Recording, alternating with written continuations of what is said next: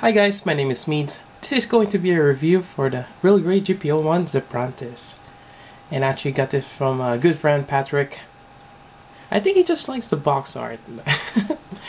And I was actually looking for this particular one, and I don't really mind not getting the box. The box arts are great for the real greats.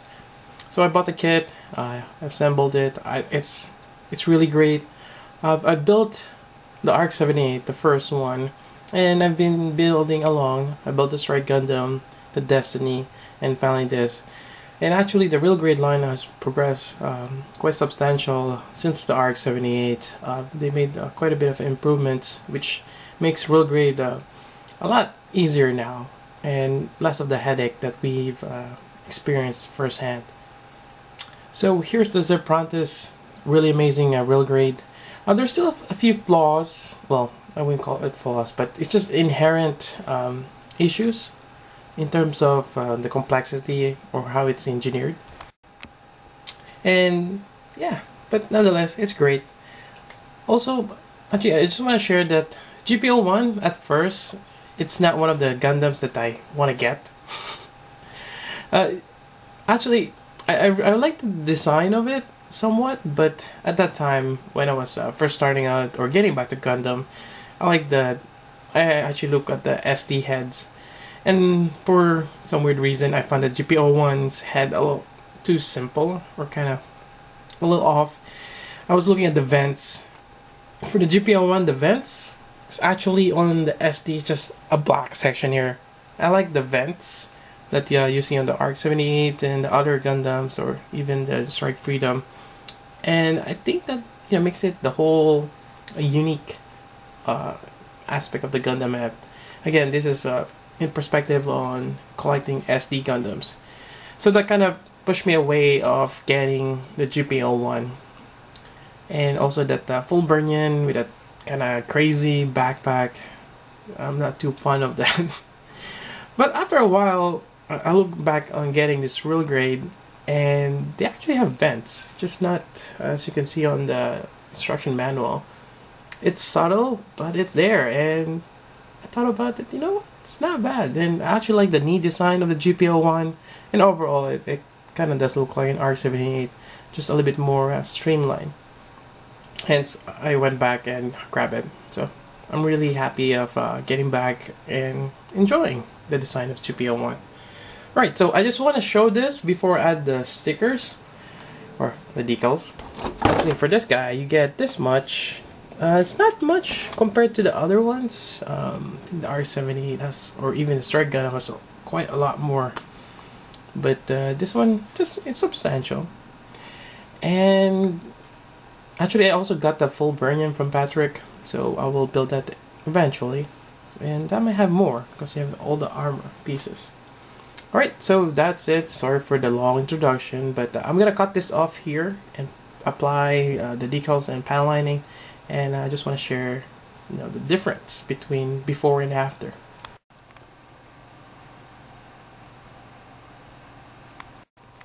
I just want to share this too. I'm not sure if you've tried this. This is a Gundam marker. It's actually the poor type. And GM302-200. This is the gray one, and I'm gonna go panel line the airplane, or one of the wings. Actually kind of did it on top already. So to do this, let's see if this is gonna work. So basically you kind of press down to a napkin or paper towel. You press it down to get the ink going, and what you do is you just pour it to one. You can see all the panel lines or the ink just goes to all the panel lines. It's really cool. So it does its capillary action.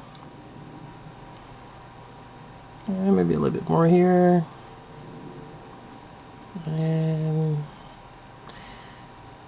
for the most part, it covers all, but like, there we go. It doesn't go over if there's a wide area, an open space. So it has to be a panel line. So let me try here also.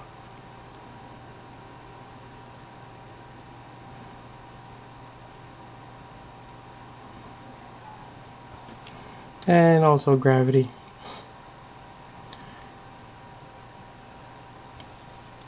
And even here.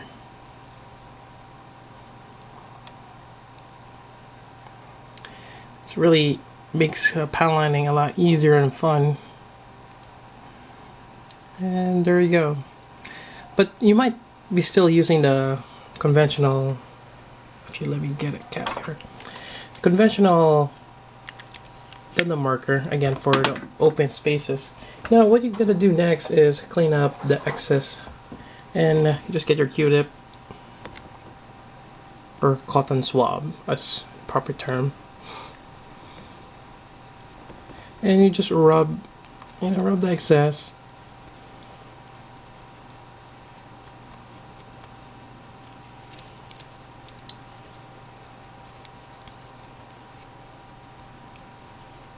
You actually rub off, as you can see. Again, really great tool. Oops. I just want to point out, this actually just fall off quite often. Or actually one of them. And good thing that the GP01, the top part of the body, kind of just snugs in there and holds it in place. So not really a big issue unless you're in the airplane mode or the core fighter. Oops. Yeah. So it does give you that subtle panel lines, which is great. Yep. So yeah, I really recommend getting this. Again, it works on panel lines. The one, as you can see here, it does not work on open edges, where the edge is probably 90 degrees. I hope you guys get what I'm trying to say. If it's like a corner, it doesn't work. You might have to use your regular Gundam marker, but for deep lines like that, it works really well. Alright, and managed to finish adding the decals, and panel lining. It took me about a good portion of the afternoon. I took my time, also was watching a movie.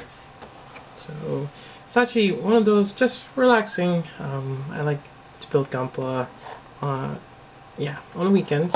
Well, my weekend, which is a Monday. And here we go. In terms of, I'm just talking about adding the decals. I have a little bit of issue. I always have problems putting the cameras, the green stickers on the shoulder. I had a little bit of issues on that one, as well as this red metallic ones on the knee. They don't really seem to fit well. Just gotta have to fidget it and use a toothpick to put it in. It worked out pretty well. So it really makes a difference adding the decals, as well as panel lining it. A lot of the details really popped out. Although, just a heads up, we're using a prototype or any Gundam marker in general. If you do have it on, let me see if I can zoom this in. Alright, so the forehead right there, you see a line going through it. That's actually a crack on the plastic that I am not aware of. It will do that. So if you do break a piece or cracked it, the ink will seep into the cracks. So just a heads up. But just adding the panel line, this just made it a lot easier. Especially those small edges there. Using a Gundam marker will take quite a bit, and not even, you cannot get to the really tight spaces. Yep. And I just realized I haven't really poured much in there. Alright, so I need to add a little bit more. I overlooked that. And also, cleaning them is easy. You can just wipe them with your fingers. Yep, so a lot of details that pops out. Really nice. Right, so that's pretty much GP01. And let me go with the things I find on this road guide in terms of articulation, gimmicks, and whatnot. Alright, let me start with the shield. The shield, actually I have a little bit of problem with this one. You can hold it without any problem here, but this tab that goes on the back side of the arm, right here, for some weird reason mine just pops off quite easily. Although So even he holds it firmly on the handle. This one doesn't really provide much support. Yeah, and this one does retract quite nicely. And again, I have, you know, panel lining all this a lot easier with that port side. They do give you another handle here, which you can just swap it out. And this is when the GP01 is holding the shield forward as a means to block enemy fire. And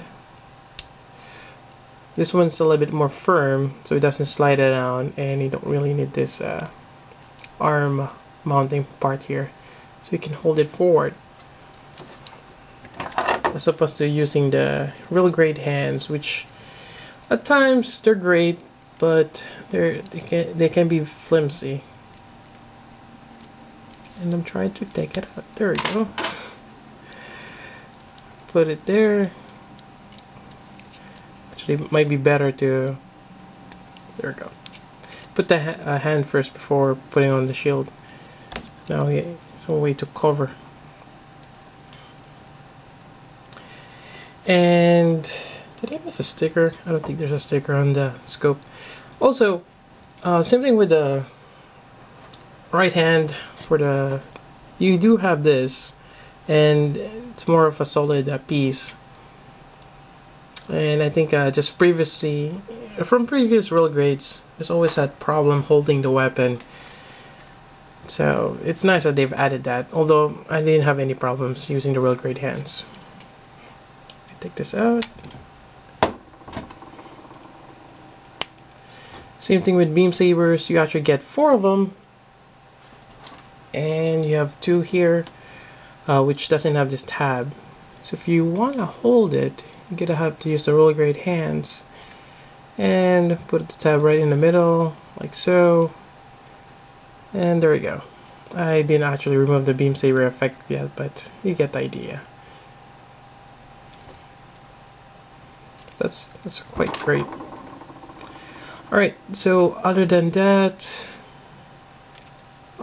things I find, one of the big problems I find in GP01 is basically the torso where the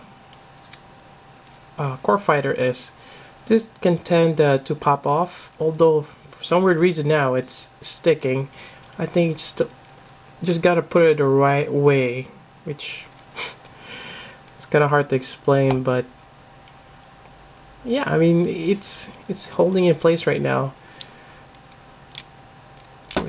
There we go. There's 2 tabs here, and I guess if you don't have it firmly in there, that's when it tends to pop off.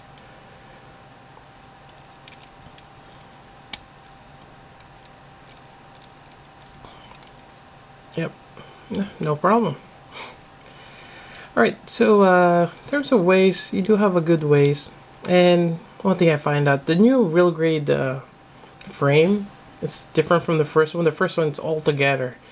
The new ones, they're actually cut into certain places. You have the arms, you have actually there's a torso that you don't use on this one since you have a core fighter.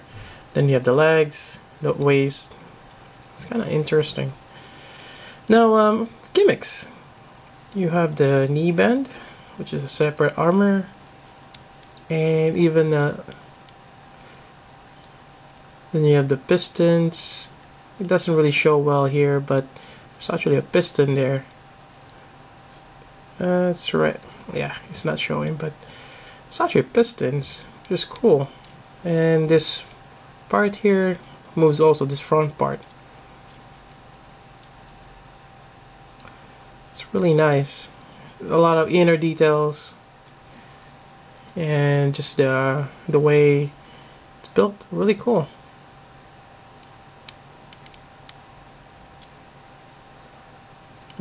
Crazy articulation. And I can understand why people don't like the real grade. Actually, there's a piston there too. It is quite fragile,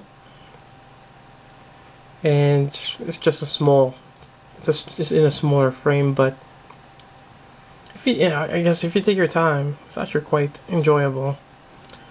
Over here, Actually, this part separates. There's a separate elbow. Yeah, if you take your time, it's great, but this is not your typical action figure. It's just made to be posed from time to time, not all the time. And I pop this off. Actually, this pops on top. That piece right there. I have to remove this all again. Actually, on the same note, yeah, this part here tends to fall off, although I can just super glue this in place. Yeah, this back part. And we're gonna be looking at the core fighter, which I find this really interesting. So our core fighter, and here's the whole bottom part.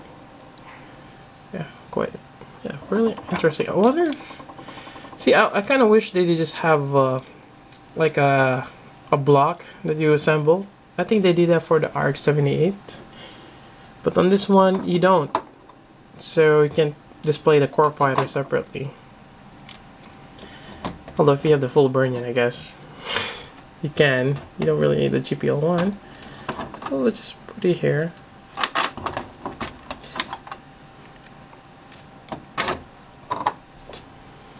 Alright, so this part here, it just flips open up.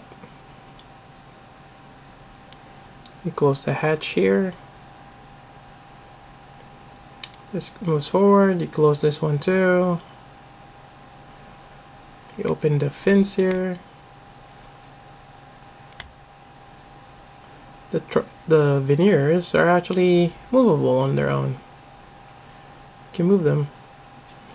And the wings that are folded on their side, you flip it open. Really cool. You got the beam saber hilt got cracked there. When you put the Gundam marker, it just went all over. But yeah, there we go. Here's the core fighter. You do have 3 landing gears, which I have. I'm not gonna put it on, but small landing gears.